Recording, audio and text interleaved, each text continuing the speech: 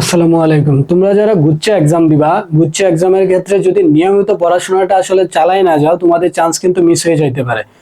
তোমাদেরকে সবসময় বলা হয় যে কনসিস্টেন্সিটা ধরে রাখার জন্য পড়াশোনার ক্ষেত্রে। যারা গুচ্ছ এক্সাম দিবা, যদি তোমাদের আর কোনো ইউনিভার্সিটিতে চান্স না হয়ে থাকে বা কোথাও কোনো মেরিট না আসে, তোমরাও যদি এই কাজটা করো তাহলে তোমাদের কিছু বলার নাই। আসলে তোমরা ভিডিও দেখেও কোনো উপকৃত হবে না আসলে। তো তোমাদের কাজ হচ্ছে প্রতিদিনের যে পড়াটা বা প্রতিদিন নিয়মিত পড়া। তুমি 8 ঘন্টা পড়ো, 7 ঘন্টা পড়ো, 10 ঘন্টা পড়ো, নিয়মিত পড়াশোনা করো। আর গুচ্ছ এক্সামের জন্য কিন্তু তোমরা একটা প্রপার সময় পাইতেছ, ভালো একটা সময়, প্রায় 2 মাসের মতো সময় পাইতেছ।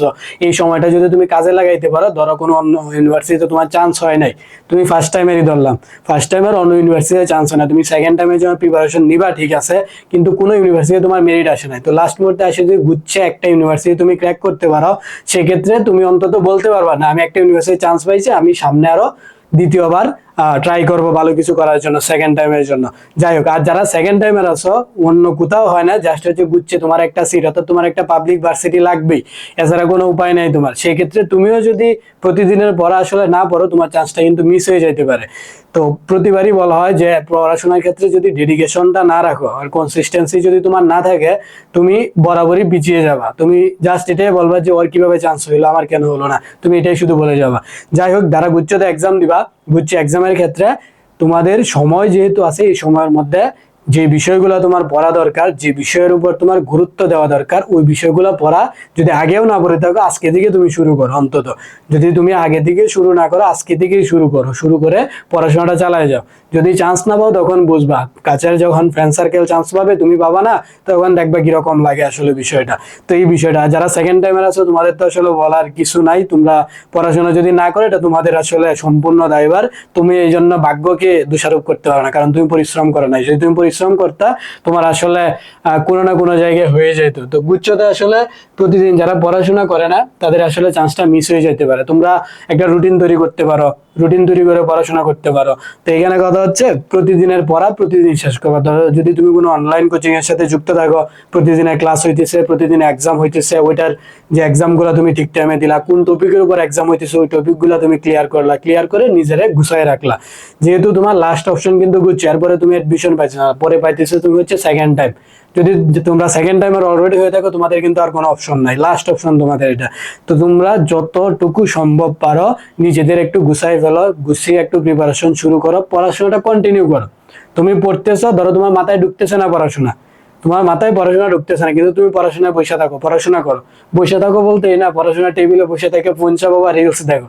রিলস কিন্তু একটা মারাত্মক খারাপ জিনিস, মানে তুমি একবার দেখা শুরু করবা, এটা থেকে তুমি বের হইতে পারবে না। রিলস দেখা যে আসক্তি, এর যদি 10% আসক্তি আমাদের পড়াশোনা হইতো, আমাদের বিভিন্ন ইউনিভার্সিটিতে চান্স হয়ে যাইতো, এটা সত্য। কিন্তু এটা কিন্তু হচ্ছে না।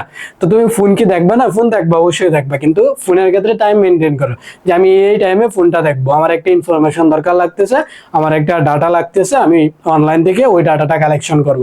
আর যদি মনে করেন না, আমি ফোনটা সামনে নিয়ে বসবো, একটা রিলস দেখবো, একটা অক্ষর পড়বো বা একটা কোয়েশন পড়বো, তো এটা তো তোমার দ্বারা আসলে কিছু হবে না। তো এই বিষয়টা আর কি, পড়াশোনার ক্ষেত্রে অবশ্যই স্মার্টলি পড়াশোনা করবা। গুচ্ছের জন্য কোন বিষয়গুলো পড়া লাগতেছে, কোন বিষয়গুলো লাগতেছে না, আমরা কিন্তু বিভিন্ন ভিডিওতে বাংলা কোনটা পড়া লাগতেছে, ইংলিশ কোনটা পড়া লাগতেছে, পরে হচ্ছে জিকে কোনটা পড়া লাগতেছে, পরে হচ্ছে মৌলিক জিকের ক্ষেত্রে কোন বিষয়গুলো পড়া লাগতেছে, এগুলো কিন্তু ধরে ধরে দেখাই দিচ্ছে। তোমরা চাইলে ওই ভিডিওগুলো দেখে নিতে পারো।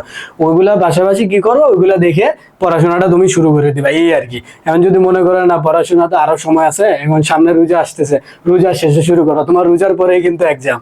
তো তুমি ডিসাইড করো তুমি আসলে কি করবা। তুমি কি আসলে পাবলিক ভার্সিটিতে তোমার একটা সিট আসলেই কি দরকার, নাকি তোমার বন্ধুরা চান্স হবে ওটা দেখে তুমি মর্মাহত হবা, বা হচ্ছে তোমার কষ্ট লাগবে, ওই কষ্ট লাগাটাই বেটার। তো এটা তোমার ডিসিশন, সম্পূর্ণ তোমার উপর, তুমি কি করবা। তো প্রথমত কথা হচ্ছে, গুচ্ছে যারা তোমার এক্সাম দিতেছো, তোমরা নিয়মিত পড়াশোনা করবা, নিয়মিত কনসিস্টেন্সি ধরে রেখে পড়াশোনা করবা। একটু আগে যেটা বললাম যে পড়াশোনা মন বসতেছে না, বা পড়তেছো মনে থাকতেছে না, ভুলে যাইতেছো, তুমি প্রতিদিন পড়ো, একদিন পড়ো, 2 দিন পড়ো, 3 দিন পড়ো, 4 দিন পড়ো, 5 দিনের মাথায় তোমার 50% থেকে 70% দেখবা মাথায় ঢুকতেছে।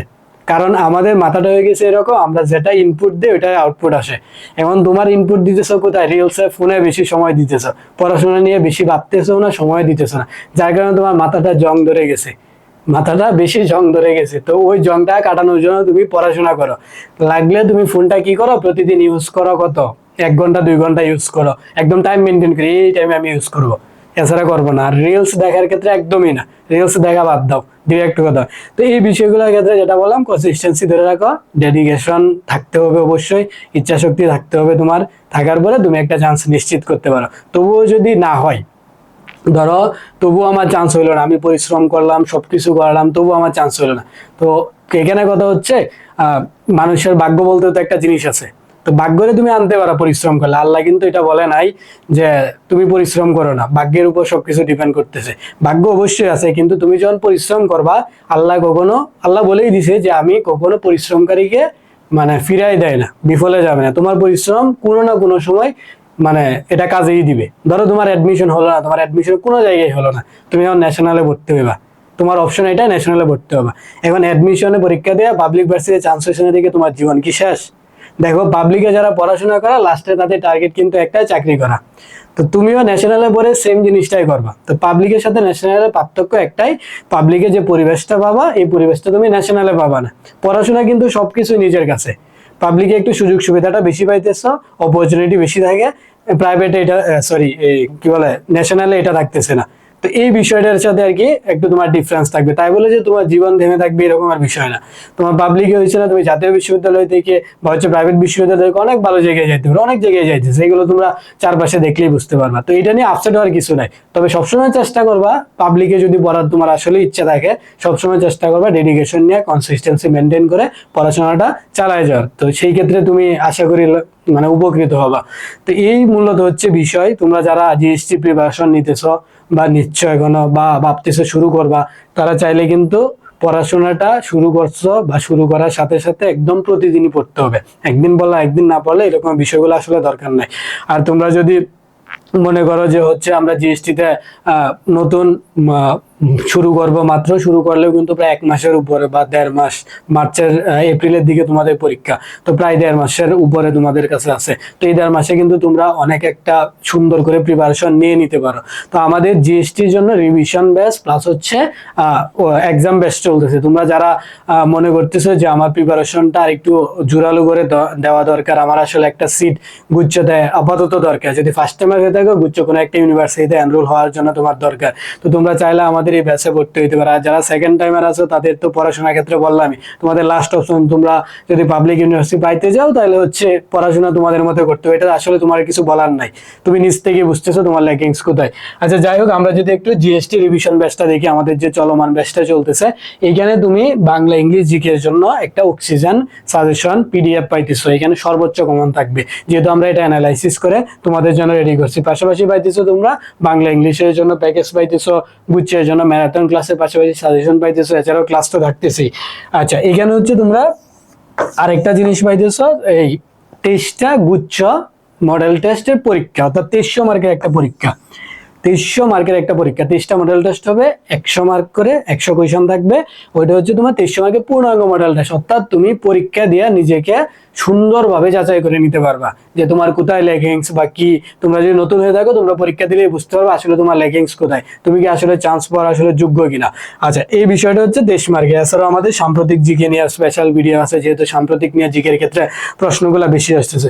এখন যদি তুমি মনে করো যে না আমরা ব্যাচে ভর্তি হবো না, জাস্ট হচ্ছে এক্সাম দিব, এক্সামের ক্ষেত্রে আমাদের দেখো এক্সাম বেস আছে, এক্সাম বেসে বিস্তারিত এখানে দেওয়া আছে, তোমরা চাইলে দেখতে পারো। এখানে টপিক ওয়াইজ এক্সামগুলো একদম তোমাদের হবে, যে বিষয়গুলো দরকার এই বিষয়গুলো সবগুলো কমপ্লিট একটা প্যাকেজ তোমরা এখানে পাইতেছো।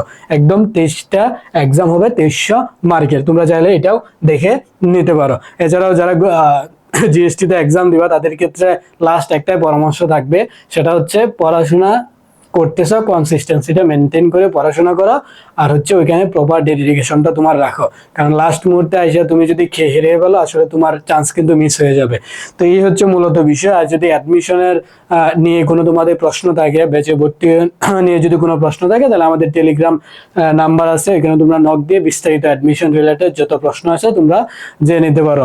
এছাড়াও যারা সেকেন্ড টাইম প্রিপারেশন নিয়ে ভাবতেছো, আমাদের প্রি বুকিং চলতেছে সেকেন্ড টাইমের জন্য, ওইটা তোমরা দেখে নিতে পারো। তো এই ছিল মূলত বিষয়। গুচ্ছের জন্য আসলে পড়াশোনা ছাড়া এখন উপায় নেই তোমার, তুমি পড়াশোনাগুলো শুরু করো। আর প্রতিদিন পড়া, কনসিস্টেন্সি মেনটেন করে পড়া। আর এখানে ফোন আপাতত একটু বিরত থাকো, ফোন থেকে রিলস দেখা দেখি বিশেষ করে বিরত থাকো। ফোনে সময় কম দাও, পড়াশোনায় সময়টা বেশি দাও। আশা করি তোমরা একটা ভালো ফলাফল পাবে।